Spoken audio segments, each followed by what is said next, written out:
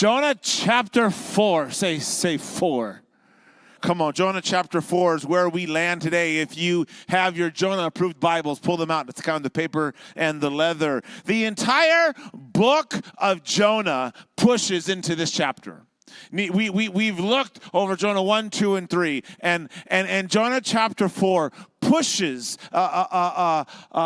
culminates really the whole entire gig. The whole story gets wrapped up in this dialogue that we will look at in Jonah chapter 4. Jonah and God have been in just opposition one to another. Now, they haven't talked to each other so much, but they talked at each other, and Jonah has done some stuff, and God has done some stuff. We've seen actions. We've seen some monologues. We've seen them talking at each other, and yet here in Jonah 4, we finally see Jonah and God talking to each other. And what we have seen all the way up until now, and what Jonah 4 contrasts, what Jonah 4 shows us, is just how far apart Jonah is from God. We've seen it in some actions. We have seen it in a bit in Jonah's prayers we looked at in Jonah, the second week. We've seen this in his amazing 5-word sermon. And here in Jonah 4, we see this dialogue that just unveils the chasm of Jonah's heart to God's heart. And the whole story, the whole journey of Jonah is pushing to this one element. How much do we value a soul? How much do we believe that someone is worth in the eyes of God? He's being challenged with the call to go to Nineveh, and the question is does Jonah really believe that Nineveh is worth it? I think it's a question for us as we think missionally, both in our families, in our neighborhoods, or even the nations as we're called to go. Here's the question: do I really believe that those people over there are really worth the value that God puts on, and do we place the value on them? And the reader, the whole time in Jonah 1, 2, 3, and 4 is meant to be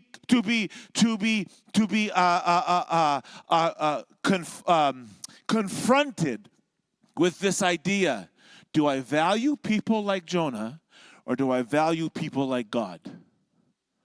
And notice that God does very little talking and mostly question asking.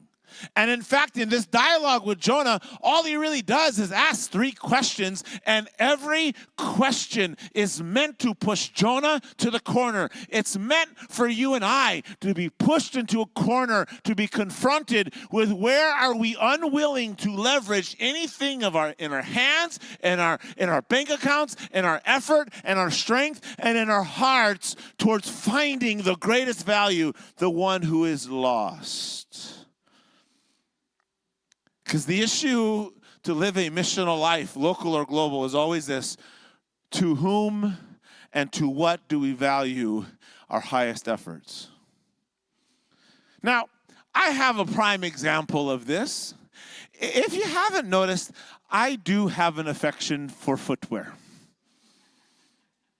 And it has grown over time. I didn't always value shoes in such a manner, but I have grown a little bit of a collection, and I value these shoes. They're put in a certain place in my home. I wash them. This is not a lie.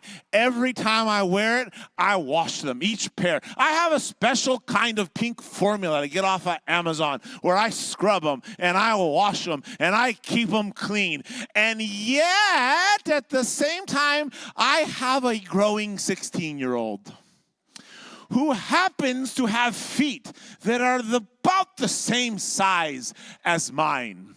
And every so often, I come to my closet looking for one of these pairs of glorious gifts of grace in my life that go on my feet, and they aren't there.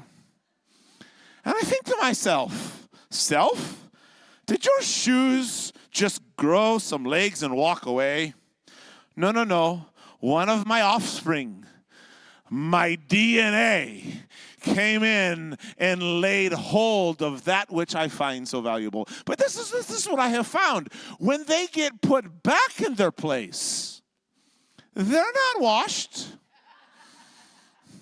They've not been cleansed of the dirt from the outside, and every so often they look a little bit worn. No joke. I have a pair of shoes. They are 20 years old. They look spotless until this young man laid a hold of them. Have you found out that nobody treats your stuff like you treat your stuff? Why?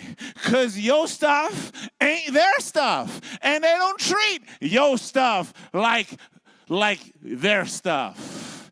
Why? Because it's an issue of value. They didn't spend their money on your stuff. You spent your money on your stuff.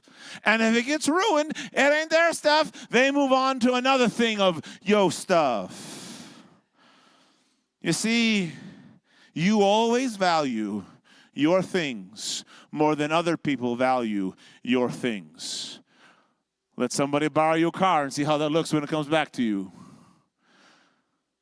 And the truth is we treat that which we value differently than others who don't hold value in it of how they will treat it. And this is the central conversation in Jonah chapter 4.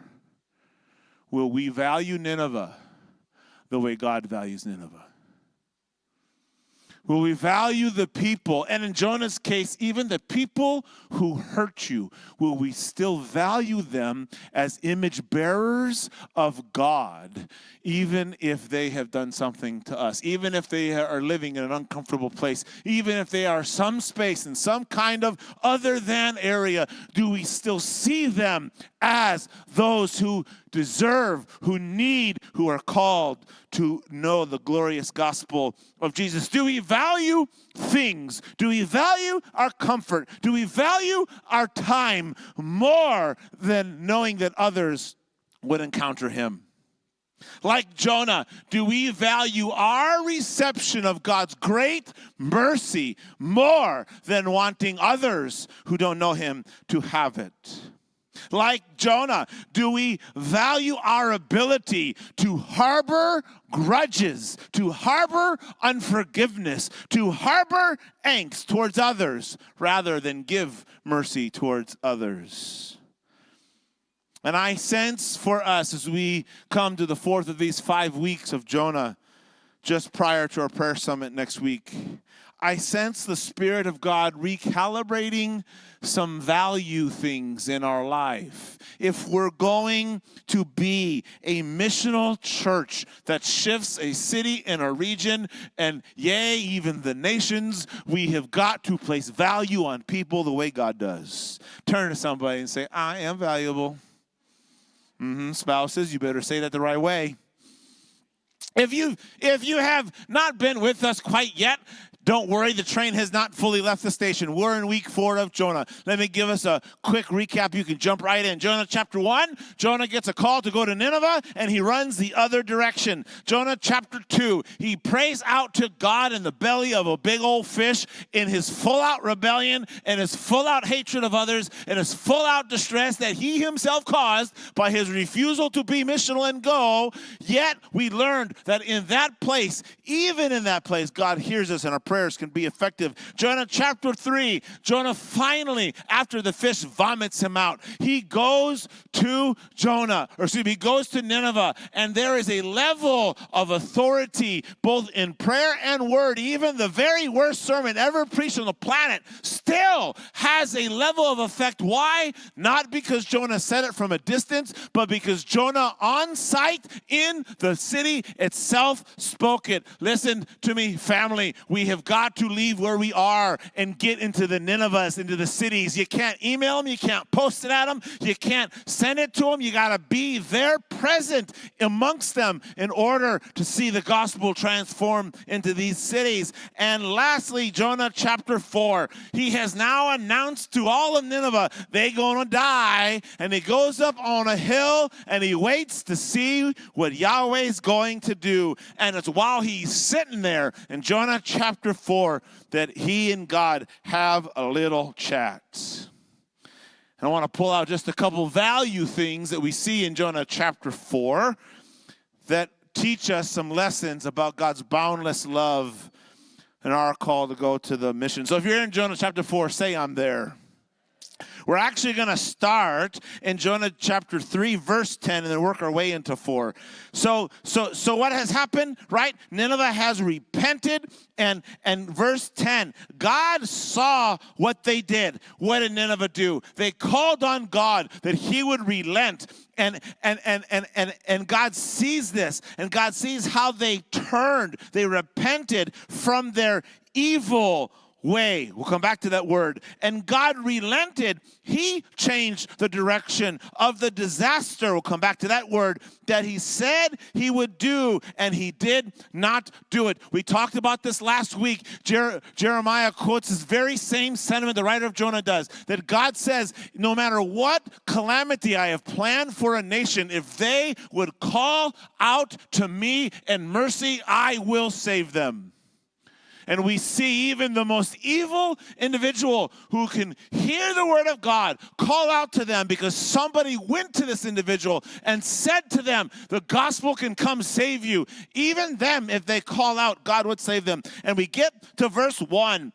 But, man, we talked about this. There's always a but, ain't there?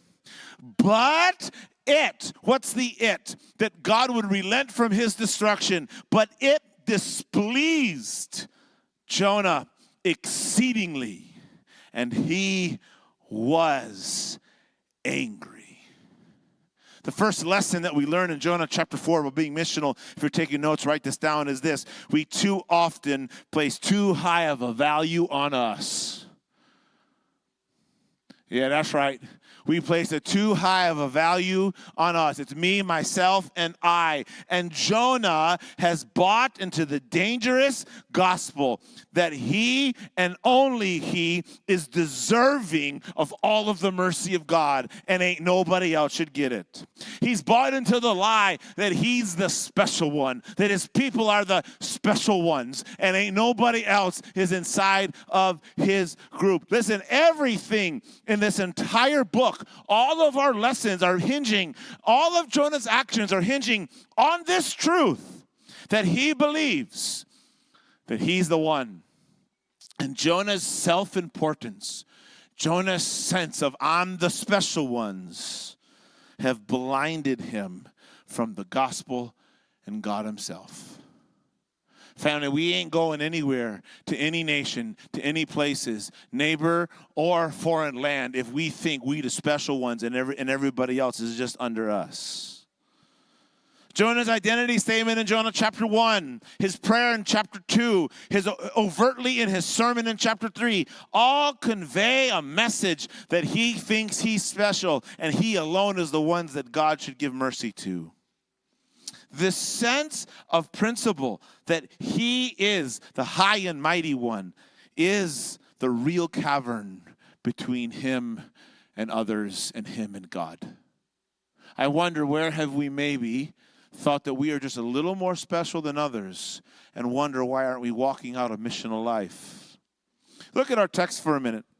In verse 10, it says that God sees how Nineveh turned from their what kind of way? Come on, say it with me again. What kind of way?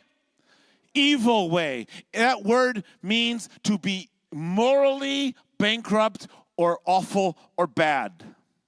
And it says then that God relented of what? The disaster that he planned. That word disaster is the same word earlier about evil.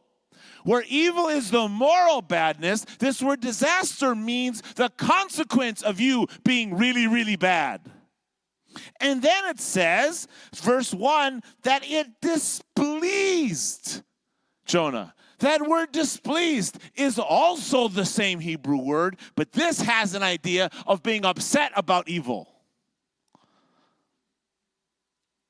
And then verse 1 ends with this, that Jonah was exceedingly angry.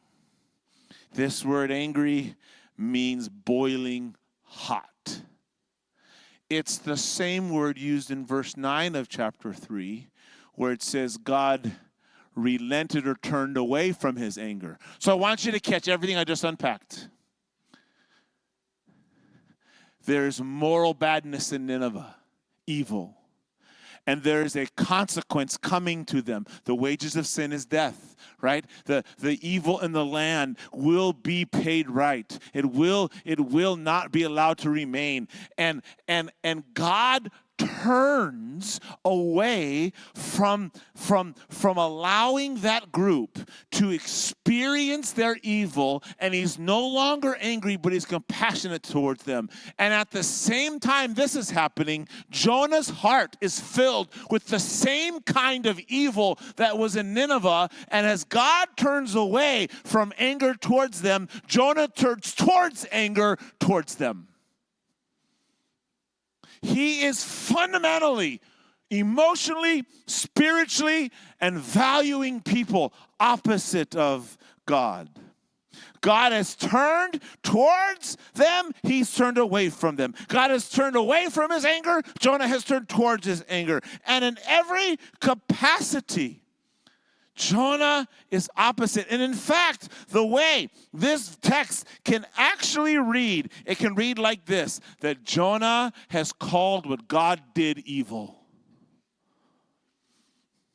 This is what happens when our value is on ourselves to a degree that delights ourselves and our value more than others, that we can actually be so blinded by our self-importance that we call good evil and evil good. Have we adopted such a soulish perspective that what seems right in our own eyes has actually blinded us to what the Spirit of God is doing in the land? Anytime we see ourselves, our group, and you fill in the blank, the people who look different, the people who talk different, the people who vote different, the people who have different philosophy, when it's those, and our group is the best, and those people are not, that seed, that line of thinking will always create a self-importance in us that completely cuts us off from the call of mission of God in our life.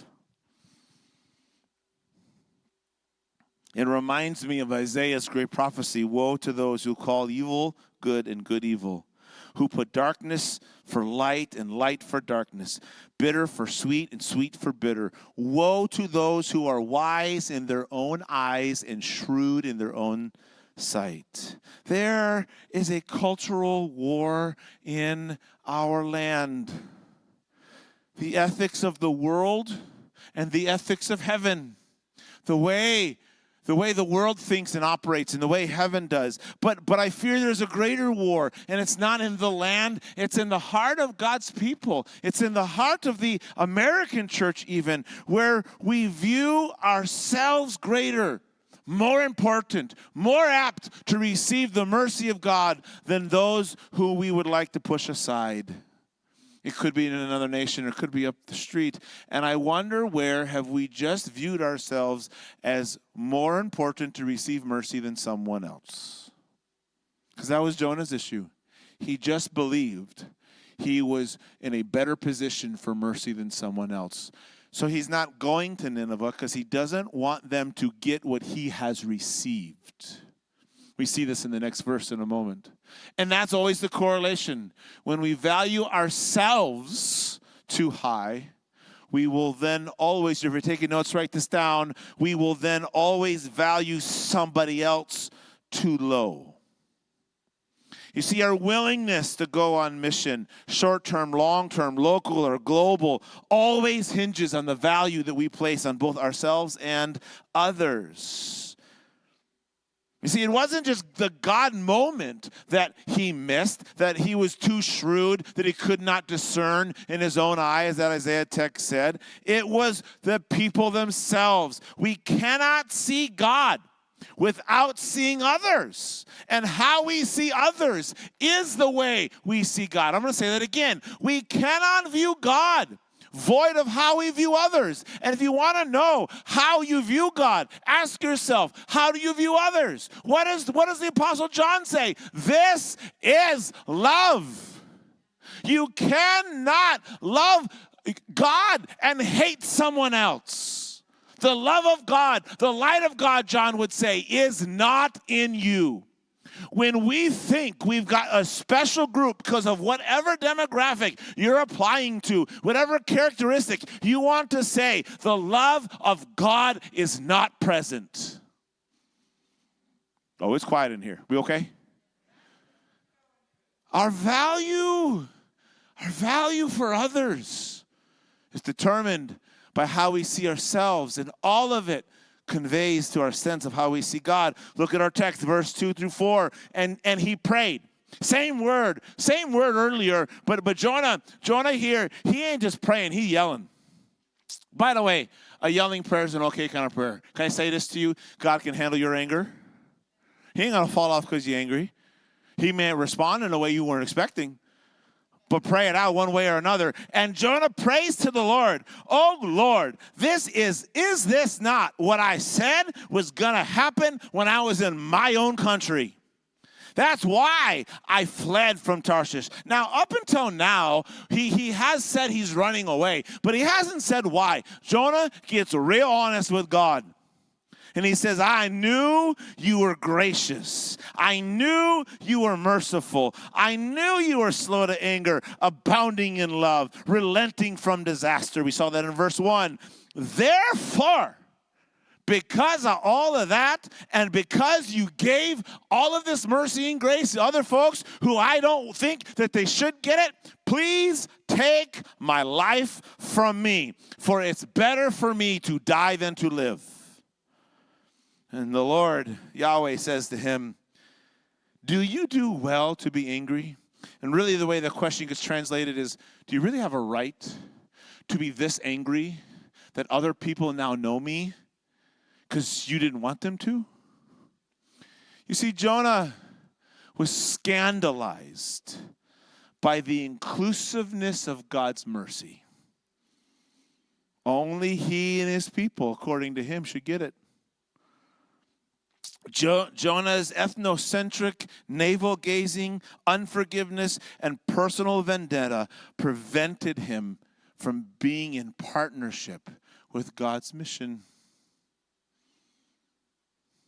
His inability to forgive would not allow him to see a people receive God's mercy.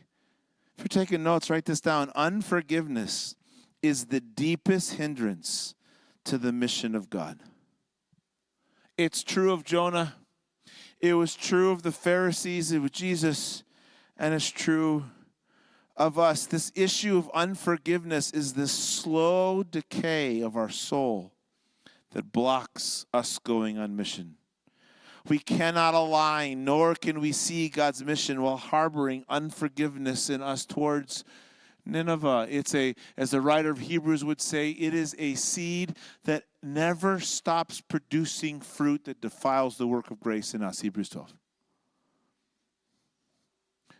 Do we see people through a lens of receiving mercy, or do we see them through the lens that I should get it and they shouldn't?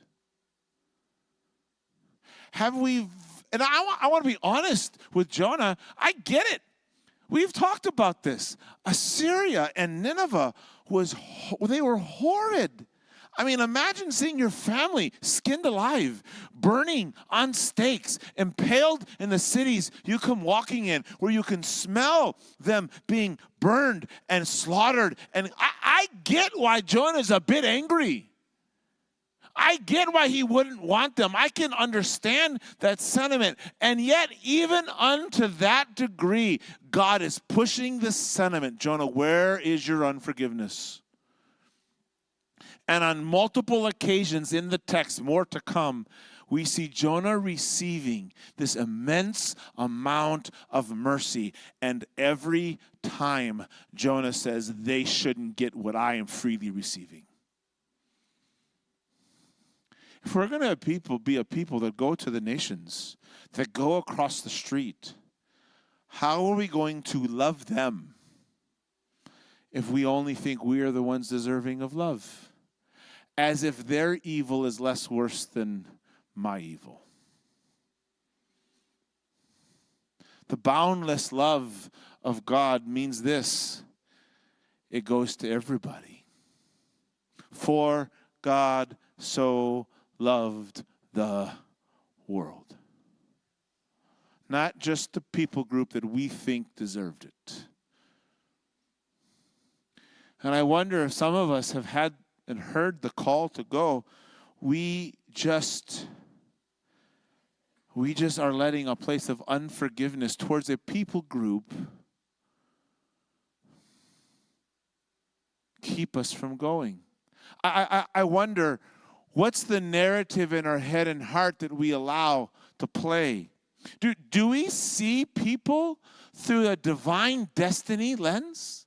Do we see the Ninevehs of our land through how God sees them? Or have we let a political narrative? Have we let a narrative that is designed by the algorithm of your social media platform determine how you see and hear people? Have we placed in our soul a sense of, I see others the way the gospel calls me to?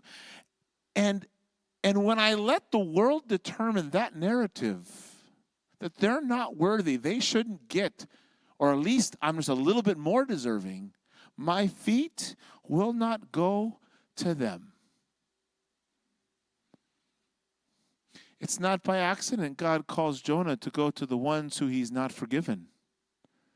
It's as if God knows that Jonah has to capture something. And the only way he captures the gospel is to go to the very people he prefer to stay away from. I wonder if the people who you don't want to forgive are actually the people God's calling you to go to shift the narrative about how people are. How do we see them?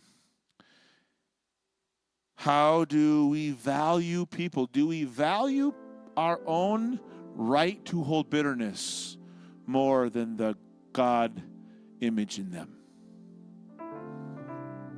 I'm reminded of the Moravians. This group in Herrnhut, Germany, that for 100 years prayed nonstop, by the way, 24/7 for 100 years. Fathered and mothered the modern missions movement. By the end of their movement, these men and women are selling themselves into enslavement in order to share the gospel with those enslaved on plantations and the slave owners and the slave shipmen. Can you imagine that? Why? Because the value of a soul was so great in their eyes. They didn't hold their own lives to be more important than the ones that the culture and the political narrative said they're not even human. But God said, no. They said, no. I value this call. I am not so great. I have received great mercy. How could I not think that others should receive this too? So they went. Because they felt the call. And they understood that everyone deserves mercy. As we will see in this text, Jonah couldn't even value a plant more than the people whom he hated. It's a value of us too high. It's a value of others too low. Lastly, as we finish, it's a misplaced value in earthly comfort. One of the enemies and the number one trapping mechanisms of the enemy to keep us away from mission and prayer is simply to make us comfortable.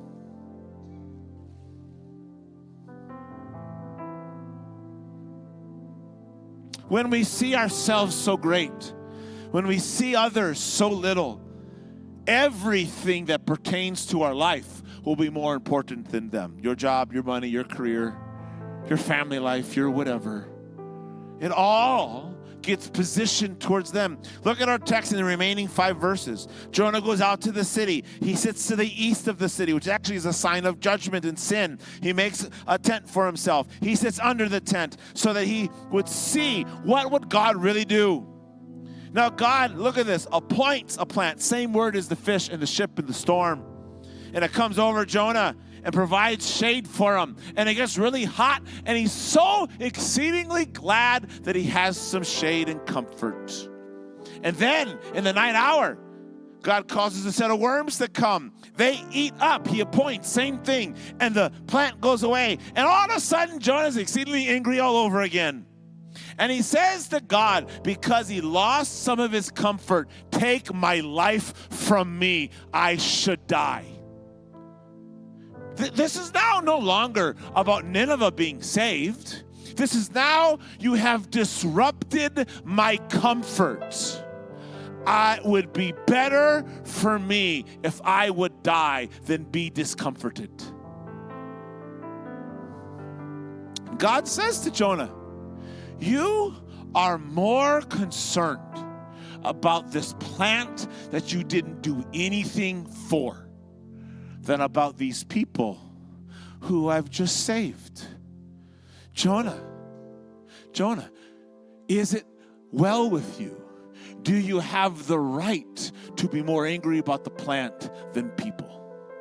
More angry about your comfort than people. More concerned about your job than people. More concerned about your provision than people. More concerned about your new car than people. More concerned about your home than people. More concerned about that which this American life can give you than the people of nations, of places you've not been to. Should you be more concerned about being comfortable than those being saved? That's what God is challenging Jonah with. That's what I think he's challenging the American church with. You are wrapped up, Joel Solomon, is wrapped up in the comfort of Virginia Beach and Norfolk and Chesapeake and our middle-class homes and our places that we have chosen not to go because my comfort's more important than people.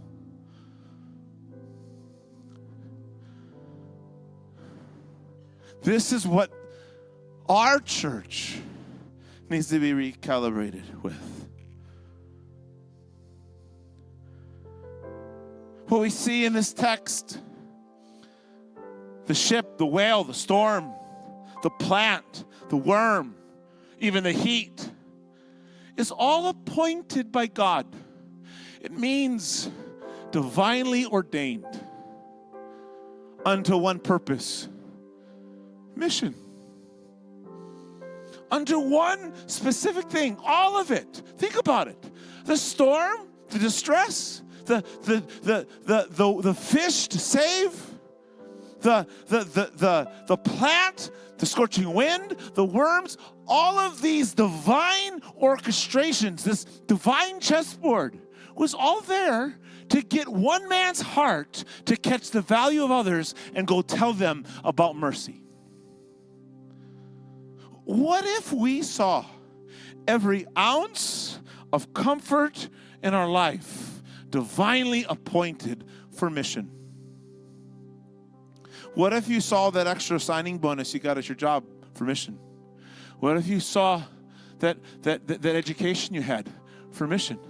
What if you saw that inheritance you just got from a family some kind of way for mission? What if you saw your skill set for mission? What if you saw everything appointed in your life for mission to go somewhere to someone because they are worth more than you just having that job, having that place, having that call, having that skill set, having those resources?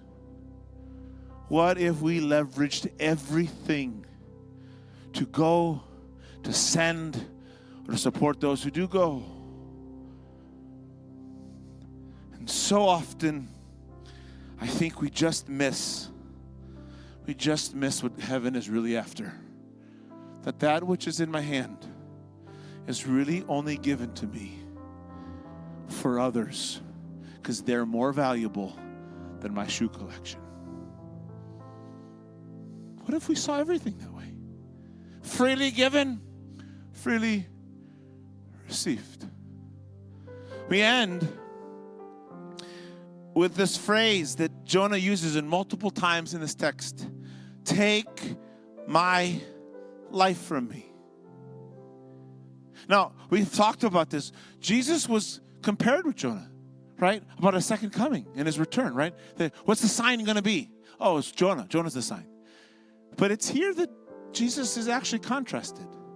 Consider this. Jonah says, take my life. I'm upset that others know God. And Jesus says, take my life for the purpose of others knowing him. Both are asking for their life to be given away. One doesn't value anybody else. One, by his very flesh and blood, says everything that I have is given for this reason.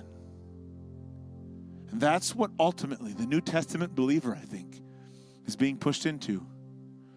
Will we leverage our comfort like Jesus, or will we hold on to what we have and ask for death if it's pried out of our dead, cold hands like Jonah?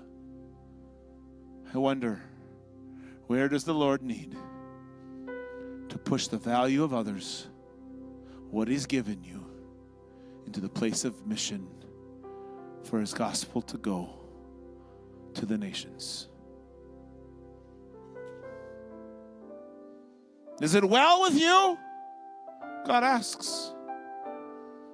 Is it the way that I intended your soul to live? And this is what we have to learn. That the way you were intended to live, the place of flourishing for your soul, is not in grabbing, is not in containing, is not in comfort. It's not in holding yourself high. It's in leveraging everything for mission. That when I give my life, when I give my resources, when I place others greater than myself, when I will give the mercy that I have freely given, that is when it is well with my soul. And here's my sense. Some of us in our church, something you're not walking out the fruition you could have. You have all the trappings of now, but something ain't settling right. It's because he's asking, will you leverage what I've given you? Will you exalt and place value in others? And in doing so, you will then say, this is what I was made for.